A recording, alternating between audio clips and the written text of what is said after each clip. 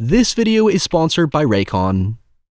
I've said it before and I'll say it again, evil killer clowns do nothing for me unless you're John Wayne Gacy or the Poltergeist, so you have to work pretty hard to convince me there's a clown out there that's so diabolical, so repulsive, nasty and cruel, just an utter castration of depravity, and yep, you did it, Terrifier. You absolutely did it.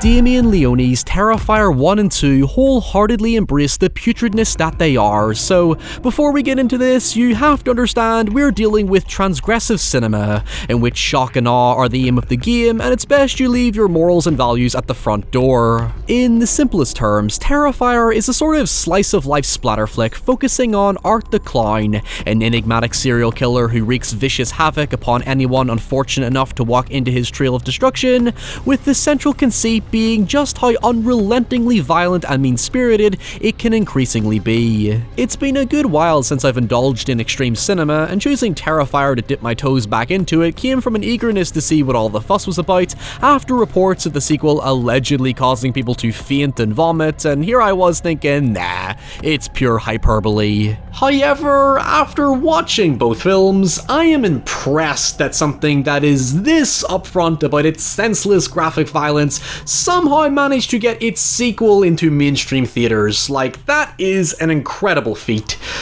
So let's get into it. As always, if you have thoughts or recommendations, fire them in the comments below to leave an offering to the algorithm gods, along with a cheeky wee like and subscribe. And lastly, here are a few words from this video sponsor, Raycon. The words affordable and tech have long been associated with the expectation you get what you paid for. However, I've been using Raycons for a few years now, and I genuinely believe they prove that statement wrong by providing great adaptable audio quality without costing you an arm and a leg. My favorite feature outside the constant comfort and stability provided with custom gel tips when on the go, at the gym, or just lazing around the house are the 3 customizable sound profiles that change with a simple press and hold of the left earbud. You have pure sound for enriching the narration of audiobooks and podcasts, bass sound for those looking for a boost to vibe out to after a long stressful day, and balance sound, which I used while playing Resident Evil 4 to immerse myself in the all-round performance of Leon being attacked by mutated Europeans. On top of that, the everyday earbuds have 8 hours of playtime, so I can practically get through a full day of audio enjoyment without having to charge them, because that's something I admittedly regularly forget to do. By buying a pair of Raycons, you will not only be supporting my channel to keep making these weird videos, but with an easy and free returns guarantee, why not give Raycons quality a try and see for yourself why they have over 50,000 5-star reviews. Simply go to buyraycon.com/Ryan to get 15% off your Raycon purchase today. Terrifier began its roots as a 2013 anthology called All Hallows Eve, in which Art the Clown's closing segment was originally one of several short films constructed together to form a fun Halloween indie flick where you can easily tell how Art stood out above everything else. Before his gory segment in All Hallows Eve, in which he stalks a woman before cutting her to pieces, all of which is expanded and incorporated into both Terrifier films, Art the Clown is very much akin to Sam in Trick or Treat, in that he's a persistent boogeyman-like harbinger of death, working in service of something demonic. While Terrifier 2 alludes more to his demonic presence, as we'll talk about later, Terrifier 1 is very much inspired by the style of unsanitized, under-regulated grindhouse cinema, made on a budget of $35,000 by a man with a work ethic akin to the spirit of early Robert Rodriguez. As an exploitation film, Terrifier's story works in favour of its villain, with Art the Clown essentially being the protagonist, whose shoes we're firmly held captive in as we helplessly become accomplices in his horrific acts of savagery. It's not too far off 1980s Maniac that literally put us in the POV of the killer as they go on a pointless murder spree, but with more emotional weight given to the victims. It actually benefits from its slightly amateuresque look because besides feeling like a dodgy video store rental tape we shouldn't have our hands on, which is kind of the framing device of All Hallows Eve, its emphasis on pure, unadulterated practical effects harkens back to its splatter influences. It's a hyperactive mix of Evil Dead, Elm Street, Texas Chainsaw, and Dario Argento giallo flicks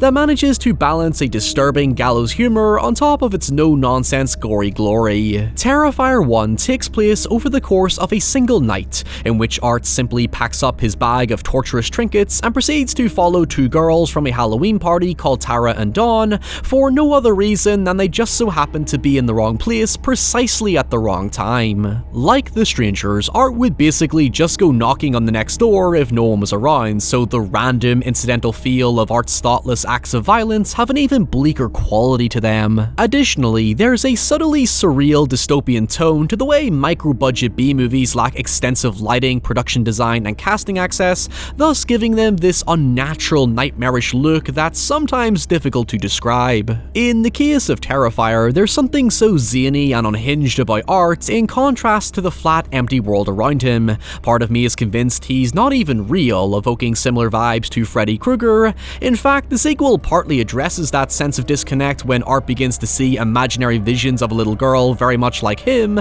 playing into what you could call the unreality of the film's reality. Furthermore, tapping into the dreamscape of Nightmare on Elm Street, the way Art is given a sense of spiritual dominance heightens that feeling that you're practically in his world, his domain, a sandbox or playroom where he can live out his sick fantasies, given the repulsive joy he constantly exhibits. The action begins after Art is kicked out of a pizzeria and returns to murder the employees, as Tara and Dawn discover their car has a flat tire, prompting them to call Tara's sister Vicky to come rescue them. Both scenes are intercut together to contrast the gruesome violence with the vulnerability and innocence of Tara and Dawn, intensifying a sense of despair and perpetual fear of what might happen to them. It's telegraphed in a way where you're conditioned to expect the worst, as Tara goes into a random building to locate a bathroom, while Dawn waits in the car only to be abducted by Art as if he just spawned out of nowhere. Tara is then soon chased and captured by Art herself, and it's at this point where the film goes from following the generic template of a slasher flick and enters into subversion territory that I can't help but compare to Wolf Creek. The reason I talked a lot about atmosphere and the presentation of Art Decline is because from here on out it becomes a borderline snuff film where everyone loses, while the film laughs at your futile efforts to maintain hope. Brace yourself for spoilers, obviously.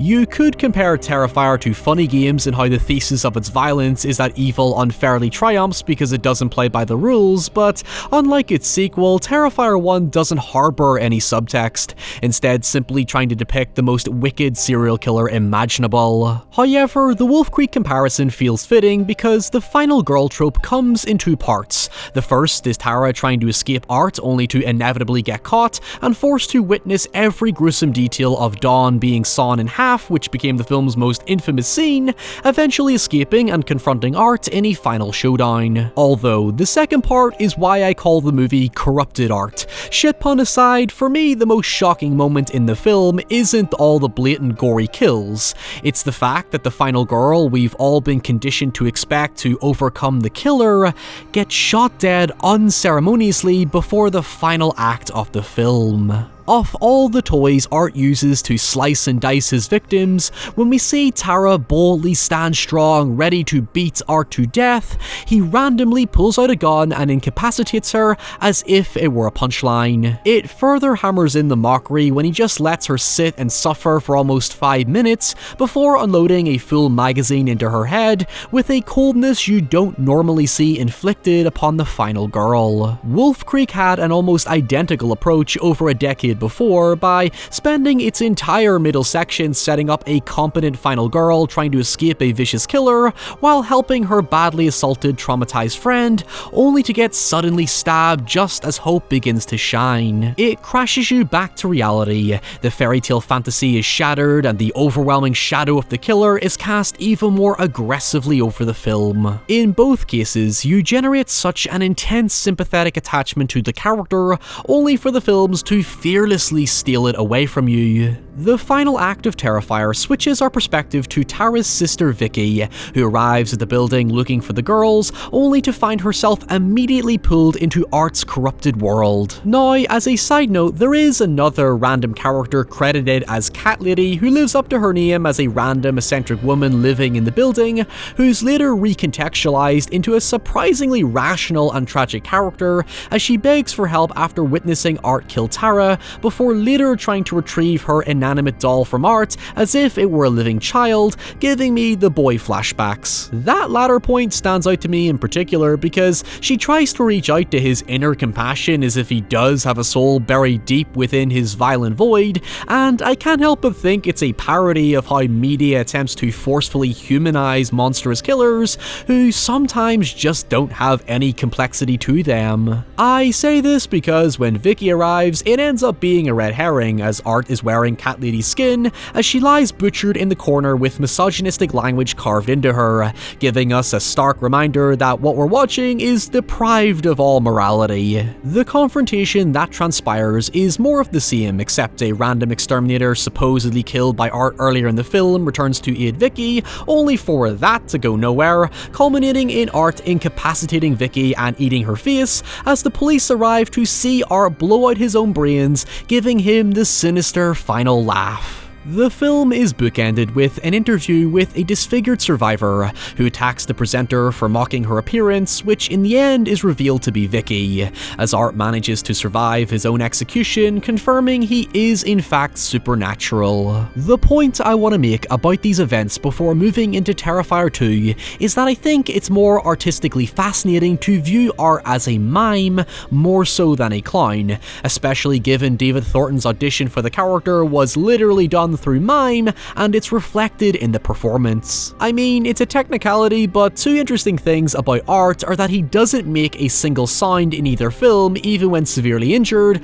and secondly, there's an irony to the fact that in Terrifier 1, he's the only character of any consequence. A mime's performance is based entirely on suggestion without any real physical interaction with the world, and so playing into the unnatural vibes of the film, it's funny that none of the other characters do anything of value. The final girls don't get the triumph, the exterminators don't get to exterminate, and hell, the police don't get to shoot him dead because Art goes out on his own terms. In other words, he has unconditional control over his play space, and not even death can control him, as he manages to resurrect anyway, adding to his enigmatic presence. The sequel, on the other hand, goes in a slightly different direction. Terrifier 2 is pretty much a go big or go home sequel that triples down on its conceit with a more vicious body count and a decent amount of characterization. The sequel clocks in at nearly 2.5 hours compared to the lean 80 minutes of the first film, and I will tell you for a fact it has absolutely no reason to be as long as it is, because it is still ultimately just another splatter flick with relative substance. I mean, the art of Terrifier is for it to be as diabolical as possible, so the sequel is more of the same, except with the addition of a strong protagonist designed to be the antithesis to Art the Clown. The problem is, however, while it builds aesthetically upon its grindhouse inspiration, our Ellen Ripley, Laurie Strode-esque hero Sienna brings nothing new to the table in terms of the archetype she's perfectly molded into. She's introduced as a vessel for purity and innocence, as she deals with panic attacks, teenage angst, and has a complicated relationship with her mother and brother after the death of her father, who is memorialized in a symbolic angel warrior Halloween costume he designed for her prior to his death. The performance is good and the character is sympathetic to engage with, but I just don't understand how you go from a film that subverts the final girl in a disturbingly interesting way to arbitrarily embracing it with an aggressively unsubtle metaphor. You might argue it's to avoid retreading the exact same concept again, but it does retread the exact same concept again, just with an extra hour devoted to fleshing out our new final girl. Damien Leone has discussed in several interviews how the story is more or less built on the biblical subtext of good versus evil, an angel versus a demon, which doesn't hurt the film, but doesn't add anything substantial to it beyond being a stylistic choice. It reminded me of Rob Zombie's shift from Halloween 1-2, where we go from brutal bare-bone slasher to some weird mystical light versus dark allegory, yet I feel it conflicts with the much more grounded world building that demystifies belies the nightmarish vibes of the first film. The zaniness certainly wears thin, as Art's presence feels much more arbitrary in Sienna's world than the frightening, transgressive, random acts of violence in the prior film. It furthers its biblical allegory by making Sienna's deceased father a prophetic plot point,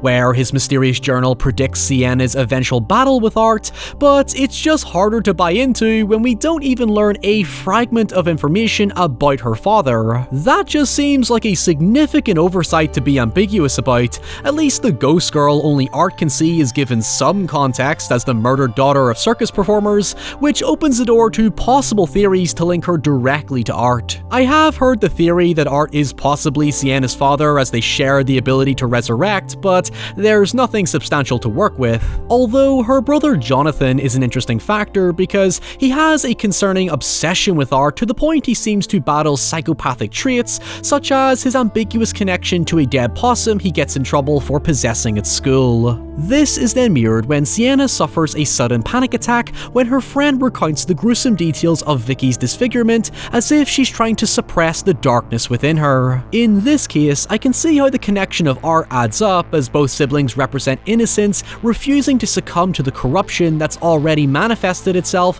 throughout the entire first film. As a result, you could argue we're watching harmony slowly become tainted by Art's arrival, so the grounded world has yet to be consumed by whatever evil shadow Art casts over the places he goes. It's a nice way to give the style a bit of depth, as Art's hell demon persona really takes over in the final act when Sienna battles him through his literal house of horrors. Outside the jarring subtextual stuff, obviously we have more of its infamous gore, with one scene in particular involving Sienna's friend being flealed and mutilated while still alive for her mother to see, only for it to rub salt in the wound by literally having Art rub salt in her wound. Of course, I can't actually show you anything because it's too fucked up for YouTube. There's honestly not much else to say about it. It's ultimately more of the same by taking place directly after the first film's events, and ending with Art being killed by Sienna, only for the now institutionalized Vicky to give birth to Art's head because sure, why not? You made it this far, didn't you? I understand a third film is in development, so I'm cautiously curious to see how they expand, but overall, if you're simply looking for an unforgettable, gory experience, in fitting form, Terrifier does not play nice. So until next time, stay safe, stay away from making eye contact with clowns, and I'll see you all very soon. Bye.